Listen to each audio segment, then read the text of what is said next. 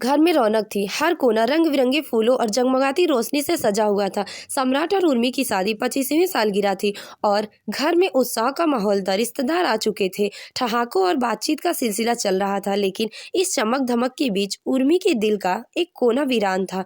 वह इस घर की अकेली बहू थी, लेकिन हमेशा वह खुद को अकेली महसूस करती आई थी। सास और 4 नंदों के बीच उसकी कोई जगह नहीं थी। आयोजन की सारी तैयारियां बिना उसे पूछे हो रही थी। वह चाहकर भी कुछ नहीं कर सकती। जब भी वह उनके बीच जाती, ऐसा लगता उसकी मौजूदगी से माहौल बिगड़ गया हो। यह कोई नई बात नहीं थी, लेकिन इन बातों से बढ़कर एक बात थी, आज उसे बेचैन कर रही थी। उसकी डायरी गायब थी। उर्मी के लिए उसकी डायरी सिर्फ एक किताब नहीं थी, बल्कि उसकी हमराज थी। जब कोई उसकी नहीं सुनने वाला होता, तो वह उसका सहारा बनती। उसमें उसकी जिंदगी के सारे जज्बात दर्ज थे। अपेक्षा, दर्द, संघर्ष और कभी कभी खुशी के छोटे छोटे पल।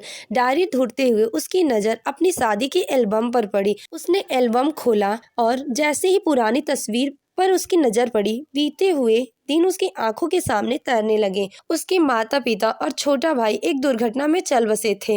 वह सिर्फ 8 साल की थी। चाचा चाची उसकी परवरिश की, लेकिन चाची जी की नजरों में वह हमेशा बोझ रहे। उसके बचपन की खुशियां की जगह जिम्मेदारियां थी। स्कूल के बाद घर के सारा काम करना पड़ते थे। बस दादी ही थी जो उसे प्यार से सराहा देती थी। संयोग से सम्राट की दादी ने मंदिर में उर्मी को भजन गाते हुए सुना और तुरंत उसने अपनी बहू बनाने का ठान लिया। सम्राट की पहली पत्नी शादी के 2 साल बाद किसी बीमारी से चल बसी थी। उस समय सम्राट का बेटा विराट सिर्फ 1 साल का था। परिवार का एक संस्कारी बहू चाहिए थी जो विराट को अपनी माँ का प्यार दे सके, लेकिन उर्मी तब सिर्फ 18 साल की थी। सम्राट उर्मी से 10 साल बड़ा था और वह पहले से शादीशुदा था।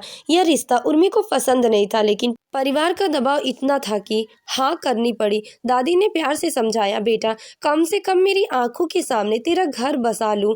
और फिर शादी के बाद वह उस घर में दुल्हन से ज्यादा विराट की माँ बनकर आई। शादी के बाद उर्मी को अत्यधिक तानों का सामना करना पड़ा। उसकी नंदों ने बक्सा खोला कि रस्म में सबके सामने उसकी मायके से लाए कपड़ों का मजाक उड़ाया। उसकी सास भी अपनी बेटी के ही पक्ष लेती थी। लेकिन सबसे बड़ा झटका तो शादी की पहली रात को लगा, जब सम्राट ने साफ कह दिया, दुनिया की नजरों में तुम मेरी पत्नी हो, लेकिन असल जिंदगी में तुम मुझसे कोई उम्मीद मत रखना। तुम बस विराट की माँ बनने आई हो। यह सुनकर उर्मी को बहुत दुख हुआ। समय बीतता गया, पर उर्मी की स्थिति नहीं बदली। हर तीज त्योहार पर उसे बड़े घर की रीतियों का बहाना देकर अलग रखा जाता। उसे कभी घर के मामलों में शामिल नहीं किया गया। बस एक चीज थी जो उसे घर से जोड़ती थी, विराट। विराट अभी छोटा था, लेकिन समझदार था। उर्मी के लिए वह उसका सब कुछ था। वह उसे माँ की तरह प्यार करती, उसके साथ बच्चा बन जाती। विराट भी अपनी माँ की अपेक्षा को महसूस करता। विराट का जब स्कूल में एडमिशन हुआ तो माता पिता की मीटिंग में जाने के लिए उर्मी बहुत खुश थी, लेकिन उसे जाने से रोक दिया गया। उसकी सास ने ताने मारते हुए कहा, यह बड़े घर की तहजीब से अनजान है, वहां जाकर क्या करेगी। समय बीतता गया। विराट धीरे धीरे बड़ा होने लगा और अब वह अपनी माँ के साथ हो रहे अन्याय को समझने लगा। एक दिन उसने उर्मी का हाथ पकड़कर कहा, माँ एक दिन मैं आपको आपका हक दिलाकर रहूंगा। समय बीतता गया। विराट ने इंजीनियरिंग की, फिर विदेश में MBA किया। 2 साल तक सम्राट के लिए बिजनेस का एक बड़ा प्रोजेक्ट संभालने के बाद आखिरकार 15 दिन पहले देश लौटा। और आज उसकी माँ और पिता की 25वीं सालगिरह थी। विराट उर्मी के कमरे में आया और एक खूबसूरत साड़ी देते हुए बोला, माँ जल्दी तैयार हो जाइए, मैंने आपके लिए पार्लर बुक किया है। उर्मी चौंक गई। पार्लर? लेकिन क्यों? क्योंकि आज मेरी माँ दुल्हन की तरह तैयार होगी। विराट उसे जबरदस्ती पार्लर ले गया। बाहर बैठकर इंतजार करता रहा। जब उर्मी बाहर आई तो उसकी नजर उस पर टिक गई। वह आज सच में किसी राजकुमारी से कम नहीं लग रही थी। विराट उसे सीधा उस क्लब में ले गया जहां सम्राट और उर्मी की सालगिरह का आयोजन किया गया था। जैसे ही उर्मी अंदर पहुंची, सबकी निगाहें उसी पर ठहर गई। खुद सम्राट भी देखकर दंग रह गया। यह पहली बार था जब उर्मी की तारीफ की। केक कटने के बाद विराट ने माइक संभाला और सभी रिश्तेदारों की और देखते हुए कहा, आप सब कहते हैं कि मेरी माँ दूसरी माँ है, लेकिन सच बताऊं, मैंने जब से होश संभाला है तब से सिर्फ इन्हें ही अपनी माँ के रूप में देखा है। उर्मी की आंखों में आंसू थे। विराट आगे बोला, मैं जानता हूँ मेरी माँ ने इस घर में क्या सहा है। मैंने उसे ताने से घिरा देखा, लेकिन वह कभी टूटी नहीं। इसीलिए आज मैं एक खास उपहार देना चाहता हूँ। उसने एक खूबसूरत पैकेट उर्मी को दिया।